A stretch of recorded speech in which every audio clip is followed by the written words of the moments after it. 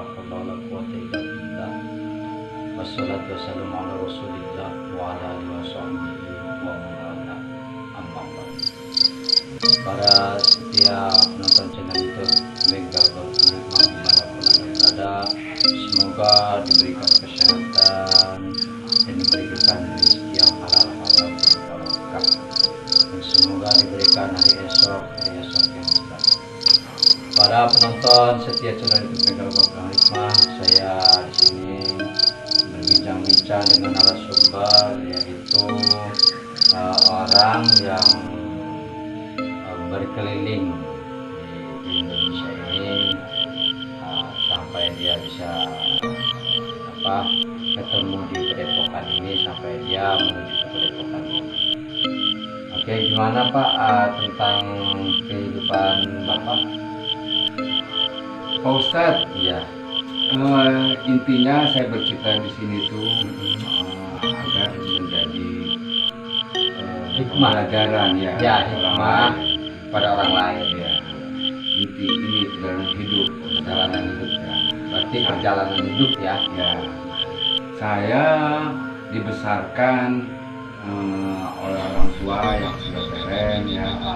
Saya lahir di Banten, tempatnya di Kandang Sapi, daerah Batu Banten, Banten ya. Nah, Ya. perjalanan hidup saya sangatlah, kalau dibuat buku tuh cukup banyak Cukup banyak ya. Kalau dibuat buku dia cukup banyak ya. sehingga akhirnya saya bisa terdampar di sini Pak Ustadz. Sampai ke Padepokan saya. Iya, saya sangat bersyukur Pak Ustadz bisa nolong saya di sini. Amin. Iya. Intinya memang perjalanan hidup saya, apakah itu karma atau apa dari Yang Kuasa, saya juga nggak ngerti Pak Ustadz ya. Intinya saya coba bercerita bahwasanya inilah hidup, roda berputar, sehingga akhirnya kita sebagai manusia harus menyadari itu kepala roda itu, kehidupan itu kadang di atas dan di bawah. Hidup saya dari kecil diurusin sama orang tua sebagai kaya. Orang tua saya dagang sampai saya sekolahkan. Di mana itu daerah mana? Terperen. Saya di ayomi ya, atau dibentuk oleh keluarga besar dari ibu saya, sehingga akhirnya saya kecil diusir orang tua yang masih keren. Orang tuanya dagang, saya dibesarkan oleh keluarga besar. Keluarga besar dari ibu saya. Ya, ya. Saya 4 bersaudara, saya anak terakhir. Sekarang posisinya sekarang ini ya, orang tua sudah meninggal, kakak saya pertama udah meninggal, kedua meninggal, ketiga meninggal, 4 bersaudara, saya anak terakhir. Nah, sehingga akhirnya dari perbandingan dengan saudara yang lain, ya cukuplah mereka membantu keluarga besar saya, sehingga akhirnya saya termotivasi hidup, bahwasanya saya harus mengangkat derajat kedua orang tua saya. Saya anak terakhir dari 4 saudara dengan dua perkawinan berbeda ibu saya. Jadi Ibu pernah menikah juga. ya, yang 1 ya menikah lagi, yang 3 gitu. Sehingga akhirnya saya termotivasi bahwasanya saya harus nangkap nih derajat kedua orang tua saya. Saya dilahirkan kondisi 8 bulan, orang tua saya meninggal, bapak saya meninggal. Nah, saya dari kecil saya nggak mengenal, saya diurusin sebagai anak yatim sama keluarga besar. Nah, Terus akhirnya gimana itu bisa sampai ke Batam itu? Gimana?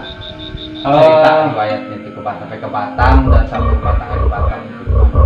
Saya kerja dari Jakarta di saat itu Krismon. Krisis. Krismon itu tahun 98. 98 ya. Orang-orang di Batam, saya dioper ke Batam Oh, sebagai tenaga akunting di Batam. akunting ya. Akunting di Batam. Orang-orang kita saya kirim Batam. Terus jalan ke Batam. Ya. Sehingga akhirnya saya dapat kerja di Batam. Saya konsep kerja di Batam dengan penghasilan. Karena termotivasi punya niat yang ini ya, Baik ya. yang baik ya, keluarga saya angkat derajat saya menghidupi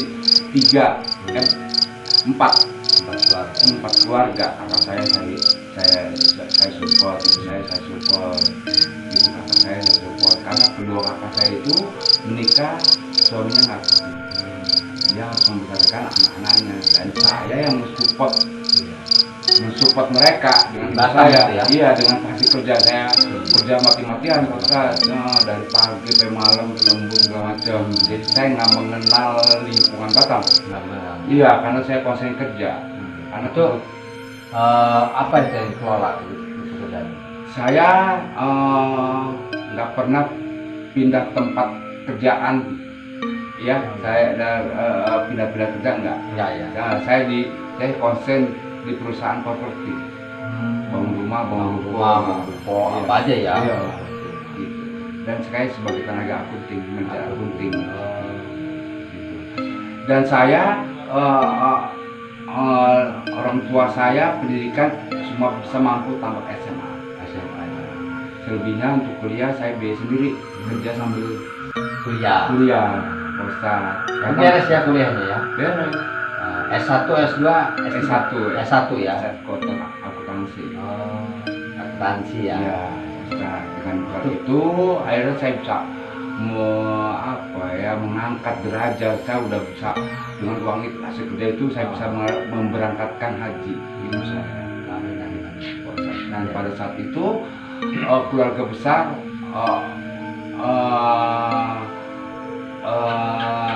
saya memberangkatkan haji itu jadi contoh buat keluarga yang lain, sehingga akhirnya mereka ikut juga pergi haji. Gimana caranya bisa berangkat haji, saya itu. Terus akhirnya itu bisa nyampe ke sini, ke Padepokan saya ini, gimana itu riwayatnya? Jadi pada saat saya menyatakan pensiun di perusahaan properti, saya coba membentuk sendiri, membentuk usaha sendiri. Ya, saya coba cari kerja apa yang harus saya lakukan setelah saya pensiun. Saya sudah dikerayakan hampir 3 tahun. Dikerayakan keluar, meeting di mall, di kedai kopi di Batam ya.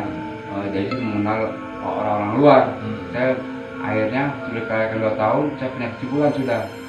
Akhirnya saya coba untuk usaha bisnis di migas. Migas itu apa? Migas, minyak dan gas bumi. Minyak dan gas bumi yang undernya mitra kerja Pertamina. Sehingga akhirnya saya masuk ke Pak. Dari kesulitan itu saya masuk ke perusahaan nomor 1 migas di Batam tuh. Saya tes, saya nomor 1 tes. Dapat ya? Dapat. Sehingga akhirnya saya dikirim ke Indra Gilir sebagai kepala cabang di sana. Sehingga akhirnya dengan kayak gitu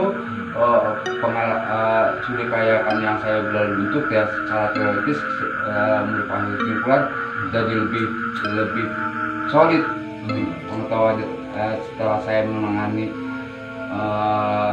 sebagai kepala cabang untuk distribusi gas LPG 3 kilo sama bensin di wilayah untuk pulau-pulau di sana gitu, sebagai mitra kerja Pertamina. Nah akhirnya saya bentuk ya, saat itu berjalan, saya rekrut anak-anak saya dengan harapan ya dia bisa membackup saya untuk masa pensiunnya. Itu Pak Ustadz. Masa tua ya? Iya, masa tua Pak Ustadz. Berjalannya waktu sesuai dengan rencana ya, apa yang diinginkan saya ternyata Tuhan berkata lain. Jadi Tuhan kehendak lain. Ya, lain. Kalau kita mau begini, mudah-mudahan anak itu seperti apalah untuk masa depannya untuk kita juga kan. Ternyata Tuhan berkehendak lain. Iya, Pak Ustadz. Sedih banget gitu loh harapan saya tentang itu jadi pukulan, Pak Ustadz. Sehingga akhirnya apa yang saya harapkan tidak sesuai dengan harapan. Sehingga akhirnya modal kerja, fasilitas, ya sebutannya kalau saya mau sebutannya dirampok kemana saya kan, modal kerjanya, fasilitasnya, sampai saya untuk membenarkan meluruskan perusahaan saya dengan anak saya itu, saya minta bantuan TNI Angkatan Laut, PRT setempat, gitu. Sehingga akhirnya penyelesaian saya dengan anak saya itu apa ya Pak Ustadz ya, sedih banget tuh, sampai saya dipukul dan dibully. Jadi dia mengedepankan keinginan dia sendiri Pak Ustadz, tanpa ada rekonsiliasi untuk pembenaran gitu. Itu yang saya bingung gitu loh sampai saat ini gitu Pak Ustadz, ya kan. Sehingga akhirnya sampai saya numpang makan ke tetangga setahun Di tetangga itu ya. Iya, karena mereka nggak bertanggung jawab gitu apa yang saya harapkan, saya inginkan gitu. Nggak ngebiayai saya, sehingga akhirnya berjalannya waktu sampai dengan 5 tahun lebih, 7 tahun lebih lah gitu.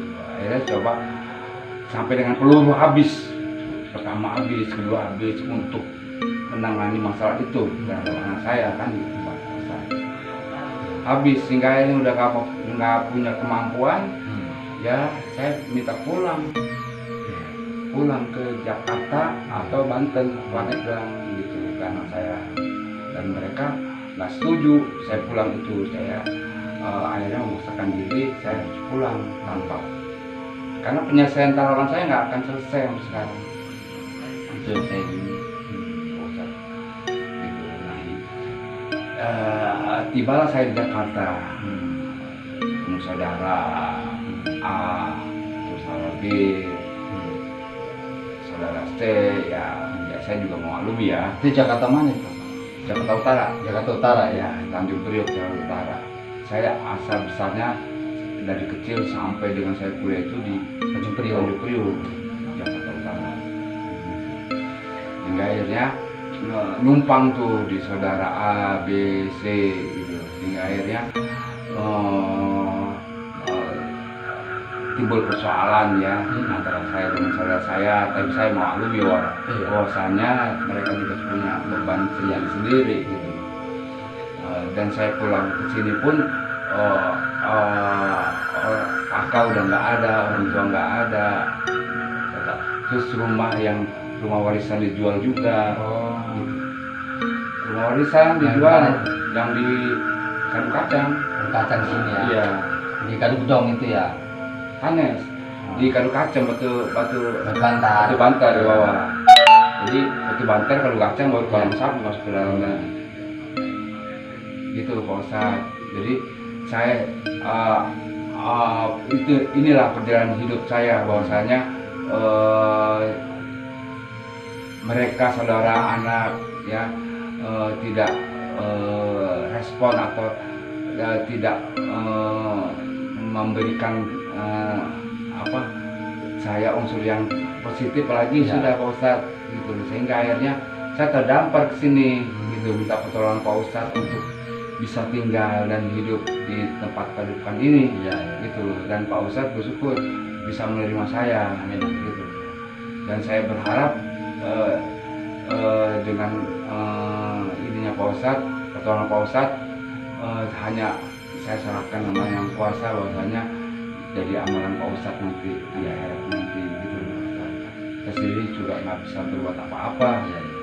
Sedih banget Pak Ustadz kalau misalnya kita mau ini ya gitu loh. Artinya memang inilah hidup gitu, inilah perjuangan manusia yang memang ya harus mencari kebenaran buat diri saya kan. Ada yang salah atau apa ya saya serahkan memang di atas. Saya bernajat. Jadi di ujung usia saya yang udah mau 58 tahun Pak Ustadz. Ya.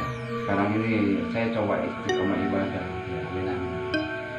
Ya pada dasarnya ya itu sudah kehendak Allah, apapun keputusan Allah, apapun permasalahan kita di dunia ini ya itu sudah kehendak Allah.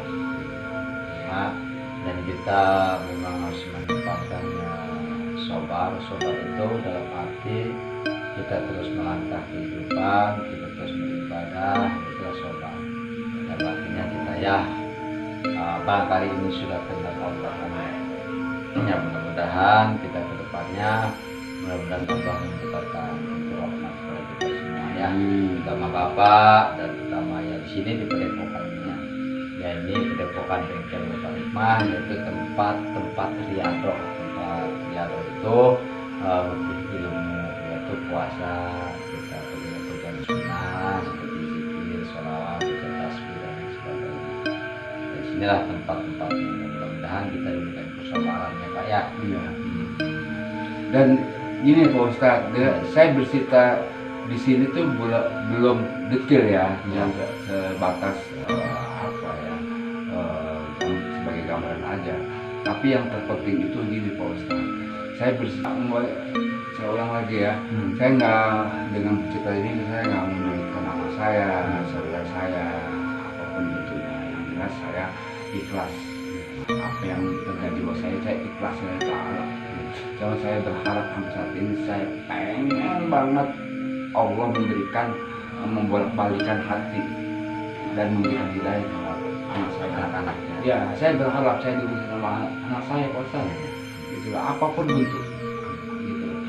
Apapun ceritanya hidup saya dengan anak saya berharap banget Pak Ustadz dia bisa diberikan oleh Allah hidayah dengan hidup saya, bertanggung jawab terhadap apa ini. Itu aja. Ya udah oke Pak ya, terima kasih atas apa namanya cerita riwayat ya dari kehidupan sampai di sini. Oke, penonton setia channel YouTube Bengkel Bapak Hikmah, ya, memang ini saya juga kedatangan tamu. Memang asalnya mah dari sana ya, dari Asli ibu bapak saya orang Paneglang. Paneglang ya. Gitu. Jadi Jadi saya tetap tetap perjalanan hidup ya ke Iya, Batam, betul. Jakarta Iya. ya. Oke penonton setia channel YouTube Bengkel Bapak Hikmah dimanapun anda berada, semoga tayangan video ini bermanfaat untuk kita semua, khususnya kepada Bapak siapa namanya? Deni Wiguna, nama saya. Deni Wiguna, Bapak Dewi Wiguna. Deni Wiguna. Panggilannya Deden, Bapaknya Deden. Jadi nama aslinya Deni Wiguna. Panggilnya Bapak Deden. Oke, penonton setia Bengkel Bapak Hikmah dimanapun anda berada, semoga tayangan video ini bermanfaat untuk kita semua, untuk keluarga kita semua dimanapun anda berada. Dari saya Padepokan Bengkel Bapak Hikmah, saya Kilalang Buana. Wassalamualaikum warahmatullahi wabarakatuh.